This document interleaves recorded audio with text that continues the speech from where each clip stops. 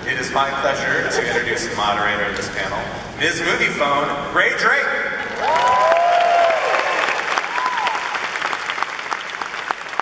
Oh my God, WonderCon, yes! Amazing. Thank you so much for being here today at the 20th Century Fox panel for this much-awaited movie that's going to be coming to you June 7th. Now, just a quick personal note. Oh no, wait, hold on a second. Who out there got their amazing posters? Okay, so make sure that you're part of the social media conversation and post those bad boys up because you need to make everyone else super jealous. Okay, I've already done it and I've gotten a lot of angry DMs. It feels so good. Trust me. So now to my personal note, because I am such a huge fan of WonderCon. I've done so much work with these folks that made this movie we're about to talk about. And it's really special because I just got this new job announced as Ms. Movie Phone, right? Thank you. Well, so here's the thing. Like, I've used that service forever. It really meant a lot to me as a tiny movie nerd. When I saw the very first movie in this series, like, I was like, beep, boop, boop, boop, beep. Hello. And so I feel like I've been waiting nearly my entire life to introduce this panel to you in this exact way. So for those of you who are familiar with the Movie Phone legacy, you're going to know what I'm about to do. And for the rest of you, you're getting a preview of what's to come because I'm going to be everywhere super annoying you all the time. You ready? Hello and welcome to WonderCon. You have selected Dark Phoenix.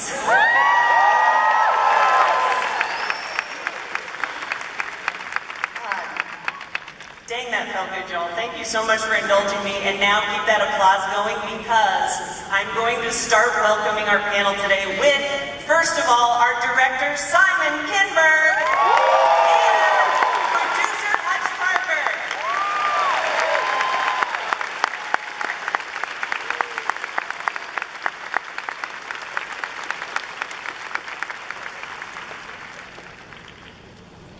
Wow, a lot of people. Right? Very cool. It's happening, you guys. Yes, it is. Thank you guys for being here. So Simon, ease us into this. Tell us the end of Dark Phoenix. Everybody dies. They turn to dust.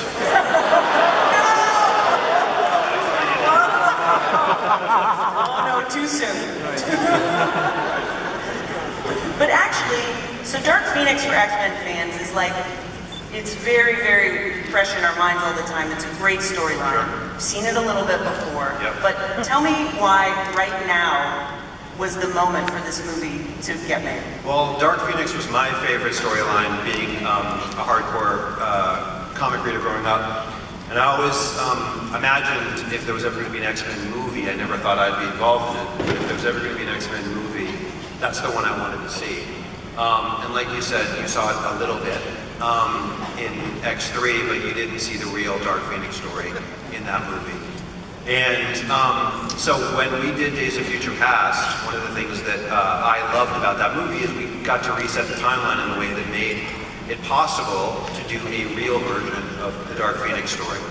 And that's what we tried to do with this movie, is to give you all of the elements that you loved from reading the comic, all of the things that made Chris Claremont's comic run so iconic and sort of survive forever. And do it in a way that was emotional and intense and intimate and also cosmic. So this is the first X-Men movie that goes out into outer space, as you're going to see a little bit of today. It's the first X-Men movie that has an alien in it, that does a lot of the things that we weren't able to do with X3. And I think why now is I feel like you've lived with this family for almost 20 years in one form or another, and we felt as though hopefully we'd earned our way back into doing this story. And one of the wonderful things that a lot of movies have done, and certainly MCU has done it perhaps the best, is tell intergalactic comic book stories. And so we felt like you all were ready, and we were ready to do our version of that.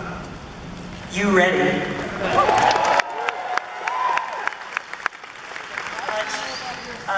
You guys have been making superhero movies before it was cool, right? Yeah. I mean, you're allowed to take credit for that here in this environment. But can you talk about, like, the very first one in context with this one? And was there something back then that you were worried about, or something that was difficult that has really changed now?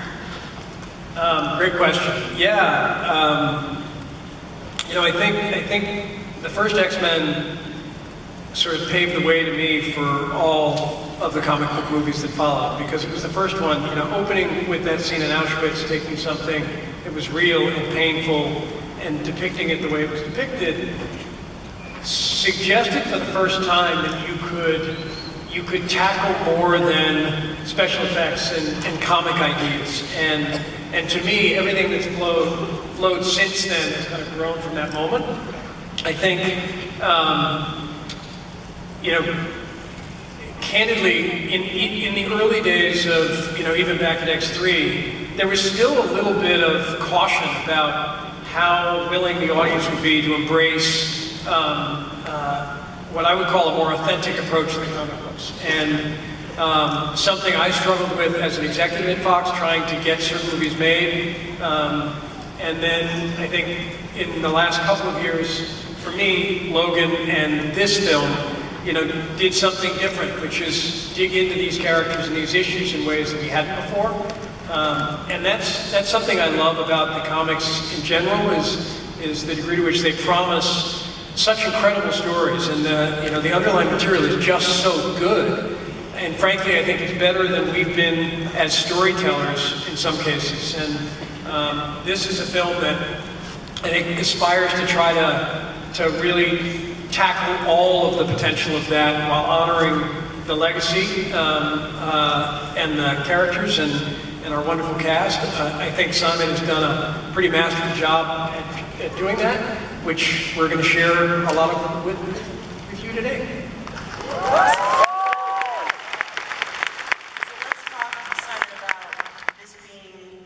Directorial debut, because you're behind the scripts for so many of these. Many. Now, what was like your challenge, or what was your lesson that you took into this experience? Because I feel like, you know, you kind of go into it, right, like, well, don't screw it up. Yeah, I mean, you definitely go into it, don't screw it up when you're playing with the greatest comic run in history. And as a directorial debut, it definitely is the highest degree of difficulty. But I've lived with these movies for a long time. I've been facing you guys for a long time. You've been incredibly supportive. You've also let us know when we got it wrong, which I also appreciate, because we learn as we go. And we try to make them, you know, better each time. And as a director, you know, I learned a lot from all of the different directors that worked on this movie, working with these movies. I'm working with Brian on the movies, working with Matthew Vaughn, working with Jim Mangold, working with Tim Miller, working with Dave Leitch on the Deadpool movies. I've seen all these guys at work. I worked with Ridley Scott, who's one of my heroes, and each of them I just learned a little from being on set with and watching the way that they operated. And for me, it was like, I've been living with Dark Phoenix in my mind for so long. To actually express it on screen, I felt like I could just take what was in my mind and filter it through these incredible people that I was working with, because Hutch being a great partner, and we worked on a bunch of these movies together, and I had an insane team, and a director's really only as good as their team. So I had this insane team of, like, my DP was the won an Oscar for being the cinematographer of Avatar. My editor won the Oscar for Dunkirk, and he did all Chris Nolan's Dark Knight movies. Hans Zimmer, you might have heard of him, did the score for this movie. And that was after Hans said he would never do a superhero movie again, and I came to him and basically begged and bartered and just annoyed him for long enough where he finally ultimately said yes. And I think he also said yes because what I promised him and what I promised you guys is that it's a very different kind of superhero movie. That it is a more rich, emotionally intense, intimate movie that's got all the bells and whistles and all the spectacle and all the fun that you come to expect from these films, but it gives you some of the emotion that Hutch was saying, like from something like a Logan.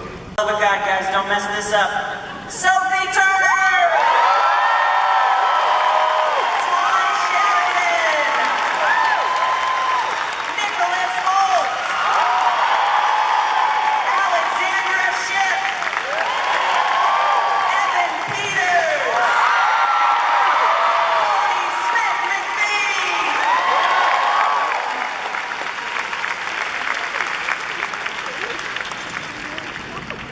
You guys did such a good job. A+. My God, you have this cast wrangled like nothing. They know how to follow instruction and everything. First time director, A+. We're family. That's the thing, I mean, I think it shows on screen that you guys are so close, and I suspect that you know each other relatively well.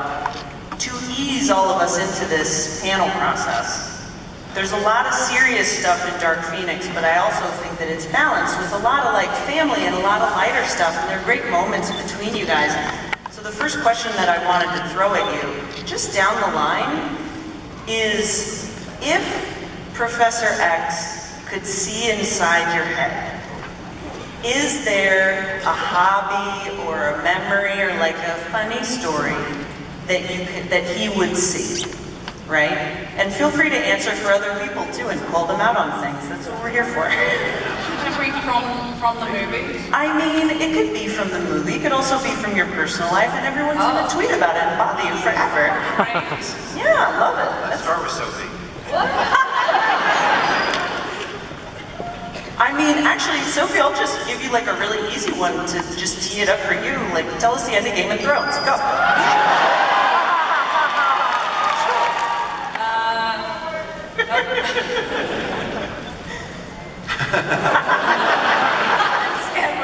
Oh my God, I love it. You Dark Phoenix me just then. I'll take this question for the team.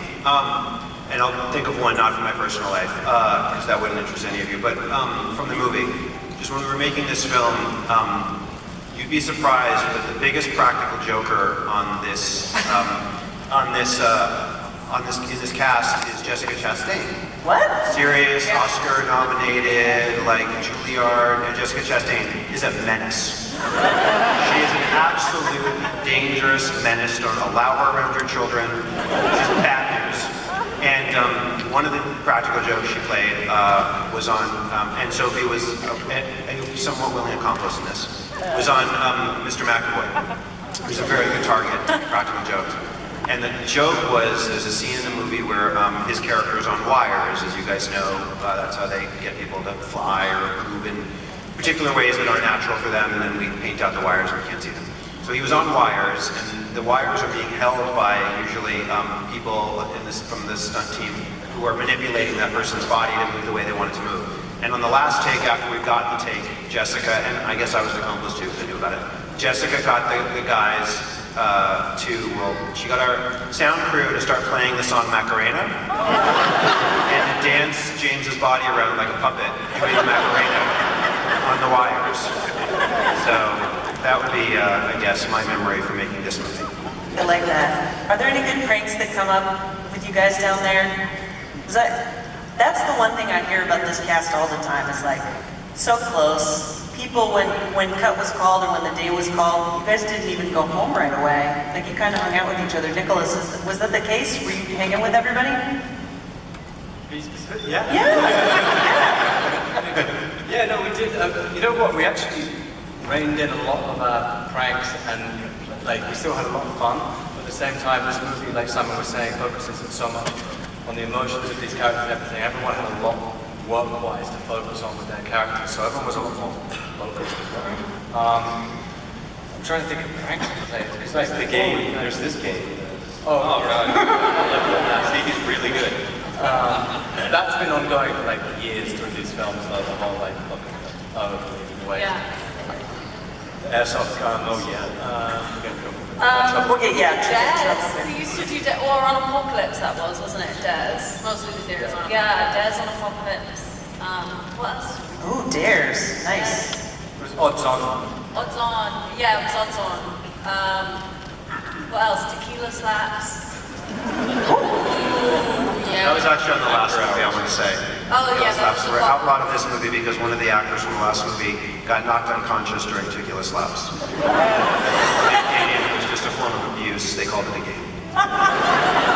Could I ask for some further clarification on a game called Tequila Slaps? Yeah, you just You go, Sophie. you take a shot and then you smack the person across the face. Okay, great. It is exactly what it sounds like. I love that. Wholesome. It's very wholesome. That's perfect. Well, and then flipping the script completely, Like, Sophie, let's just talk about Phoenix a little bit because, like everybody's been saying, there's a balance here. You know, it's very light, you guys are friends, but at the same time, your character's really going through a lot with this storyline. I mean, I kind of see it, and I have to tell you that, not to make light, but I relate to it because partially it's about a lady getting cracks on her face and being unable to control them, right? So I mean, that's part of it, but can you talk about the difference in preparing to play Jean versus preparing to play Phoenix? That's interesting. But you're right, the movie is mainly about wrinkles. That's kind of what I'm going for in the movie. I'm glad I got that, yeah. Yeah, you got it. I mean, really, the preparation to play Jean and the preparation to play Phoenix was kind of the same preparation, because it's not like it's not really like day and night. They're kind of fused together, and that's why there's such an internal struggle. Is because it's these two kind of separate entities fighting each other within one person's body, and so that's what we were kind of going for. So really, we wanted to study schizophrenia and dissociative identity disorder to kind of really delve into the psyche of the character and ground her in something quite real and something that will resonate with a lot of people. So that's what we were kind of going for, rather than two separate entities. Yeah, which really adds a lot of nuance to the character because at all times there's something going on. Yeah. Yeah. I think that I could see a little bit of that in all the cast, I think, a little bit. And Ty, can you talk about that too? Because, I mean, just what's really interesting about just Cyclops' costume is that your eyes are covered. So that's one of your main ways to broadcast what's going on.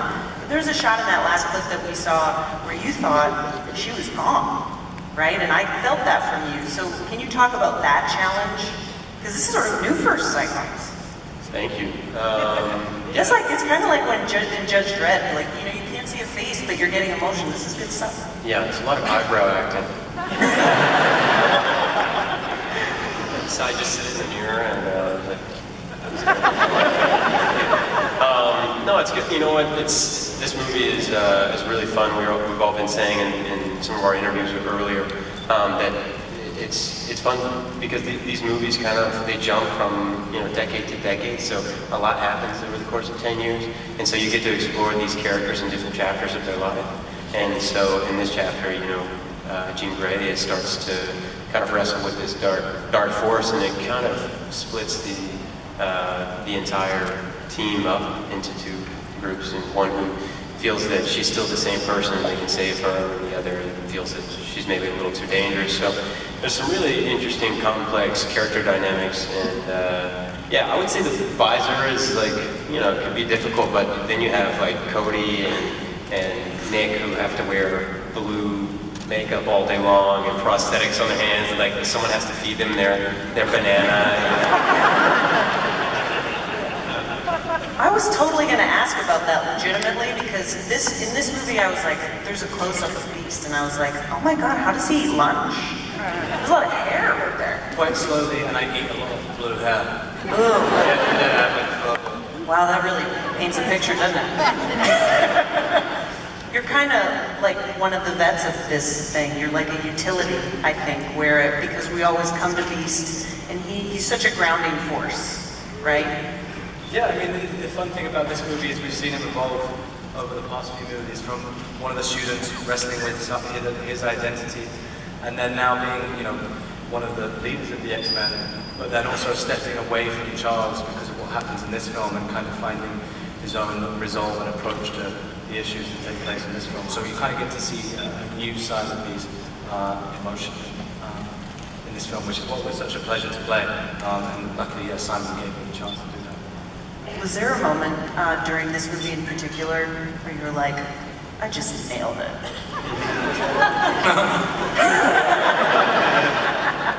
You were too busy coughing up furballs like blue hair. I think that would be the wrong thing for me to be thinking. Understood. Respect. That's actually not true. After every take Nick does, he's like, it's under his breath, but everyone can do it. Yeah, we can hear you, Nick. Yeah. You're right. Nailed it. Alexandra, I am always so pumped to see what Storm is gonna do. Always. Let's keep the vibe of this conversation going, because in this movie, you face new challenges, and I felt physically, I was watching you and I was like, ooh, like, just wait. I felt that way when I was actually doing it. Like, what's really fun about doing stunts is like, you punch someone and then they go like flying back, like it really hurt, and then you're like, you gotta like get out of it because you're like, yeah, I'm Storm, and like she's totally used to it, but Alex is losing her mind. It was so much fun, and it was really fun being able to do all the stunts and do like more hand-to-hand combat, and you really kind of get to see Storm really exude more power, and it was really fun. When I'm looking at these clips, as a non-actor, I take myself out of it for a second and I think about how you guys can't see any of the stuff that we see when you're shooting it.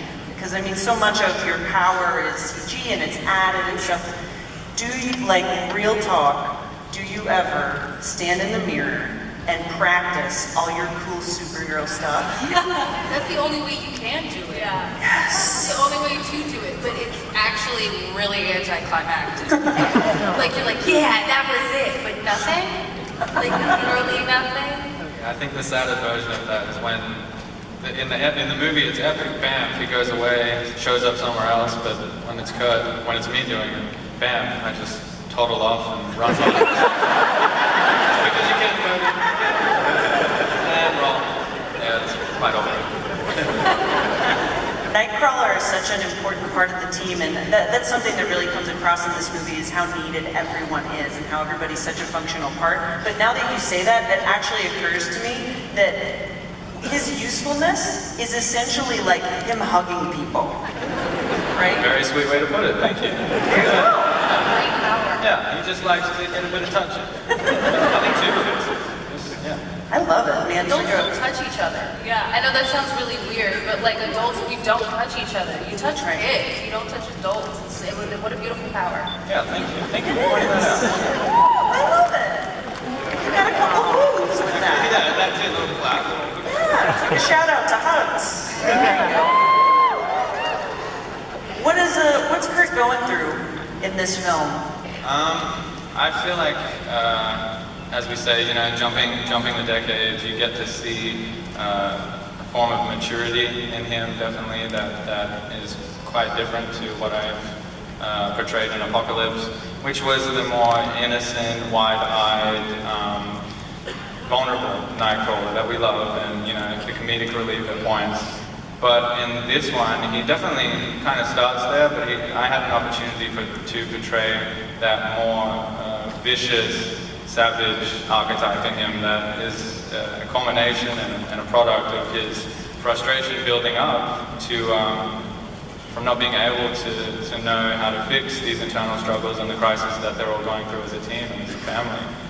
So ultimately crushes inside of him, and that's where we see it kind of connect with, I would say, Alan Cummings' portrayal of the character, which is very demonic and quite aggressive. Yeah, this is really a different side. There's so much conflict. You can really feel that in the film. Now, speaking of conflict, the bravado of Quicksilver is like one of my favorite things. Yeah, I know. Just like that, even that quick moment in the clip of just like, yeah, it's totally me, I did so much stuff.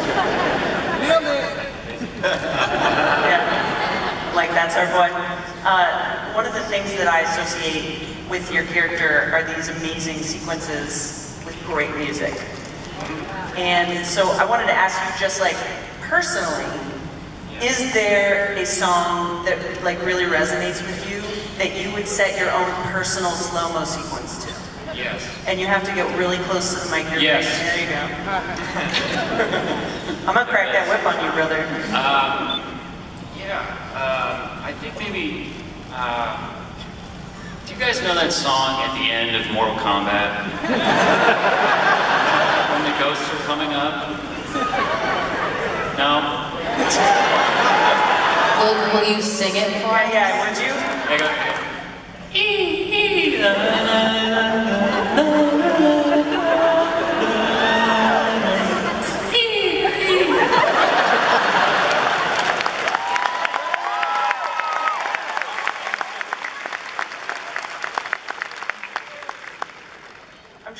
that sink in. Like I love that. Now I remember the song, like in my head. It's also the end of Mean Girls as well. Does that help anybody? Phenomenal. Not at all, I guess. Oh my God, there you go. Movie fun fact. Who's a fan?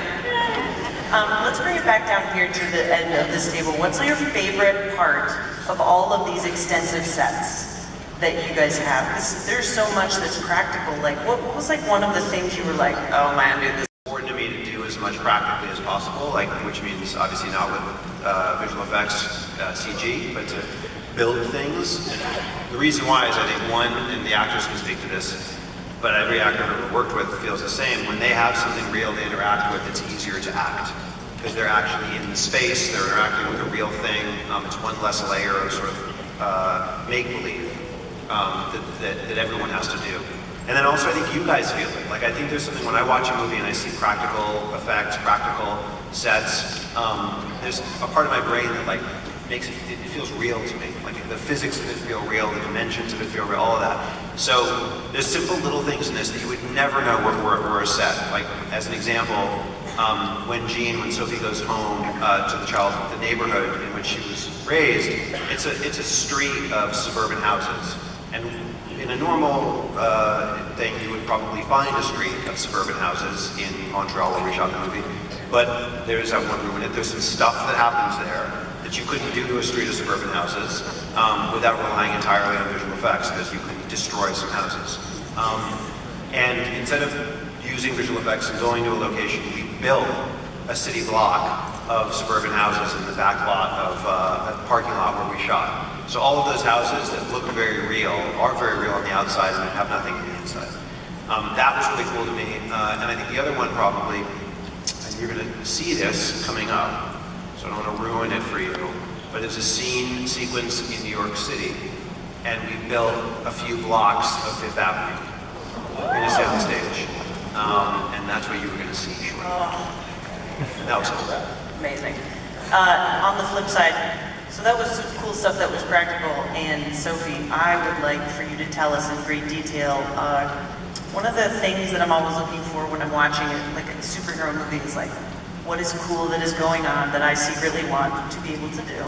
And something that I've noticed a lot with Phoenix, I'm starting to put my arms like this, is that her hair kind of... Yeah, I right? get my Beyonce fan. I know we're going to lose some people with a hair conversation, but would you bear with me for a second? Because that CG is so cool. Yeah. But what was that like in real life? It was terrible. They decided, you know, the best way to do it is you have to kind of put like a bald cap on and tracking points for CGI. So, and one part of my costume is like this purple coat with this huge collar that kind of comes up like this. And I've got this bald cap on, and I look like Megamind.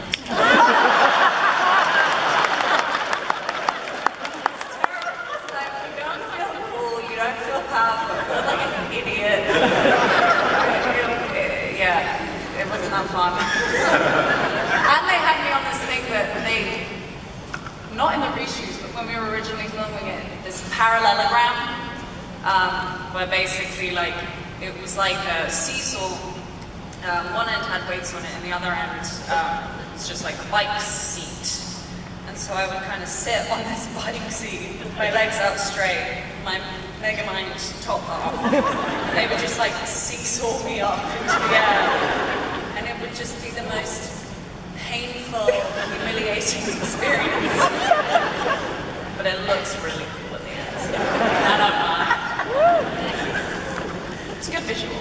It works. At the end of the day, it works. So yeah. It's like, thank you for going through all that. No problem. Shame on you for putting her through that. It's for the good of the movie. There you go. Ty, I've always wanted to know, we're talking about the visor. It cuts off your peripheral vision. What are you actually seeing through it, right? Yeah, you. Like, what does it look like? Well, it's yes. This one, the last movie was a lot of the peripheral vision. You could, it's like looking in a tunnel, and then this one is like looking like this. So you trip over shit. It's stupid. You're shooting on a dark stage, and like every, you know, like you don't, they fix your hair, they tuck your hair behind your visor, so you don't want to pull it off because they're gonna have to come fix your hair again. And so you don't want to, take it off every time you have to walk up the stairs. So you trip and you get a lot of bruises on your shin.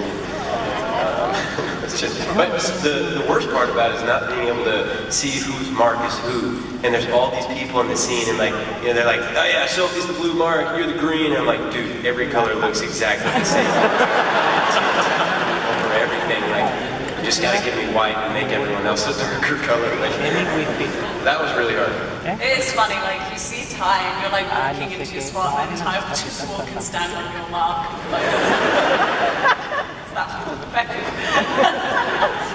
Just have to gently guide him. Over there, sweetheart. Don't blast me. We're good. Nick, is there an effect that's gotten a lot easier to do for you over time? Is there anything that is vastly improved? Well, I was just thinking of the humiliating things with going Oh, good. Yes. So there's this thing that my stunt guys, Alex and Misha, do really well, which is quad running. They're on all fours and they can make it look very graceful and fast and amazing. And then they're like, Nick, will you just finish off the quad run into the scene? I'm not built to be able to do that. So it ends up me kind of crawling. And then popping up into the frame. And then carrying on with the scene. So there's some very embarrassing cuts of that. And, when every scene is over, when you pop into the scene, what do you say?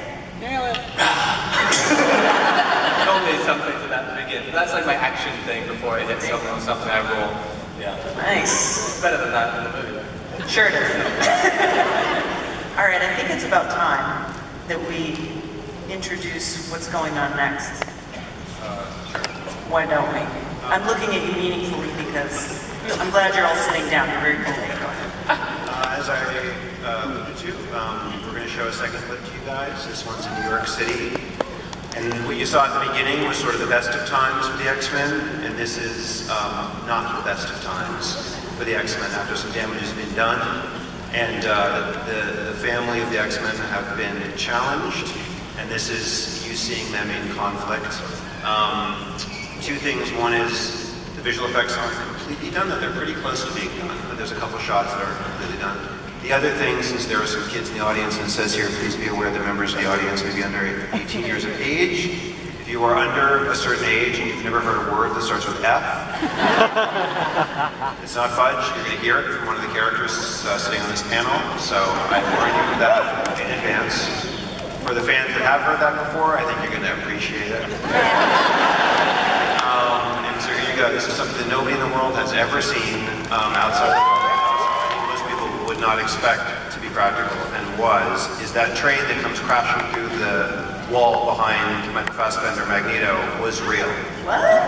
Yeah, we got a train car, and our special effects, not visual effects, our practical effects unit built a rig that could send that train car at, I don't know what, 20 miles an hour or something behind him, and we built a wall that would get destroyed, and Michael just had to walk through there and not flinch.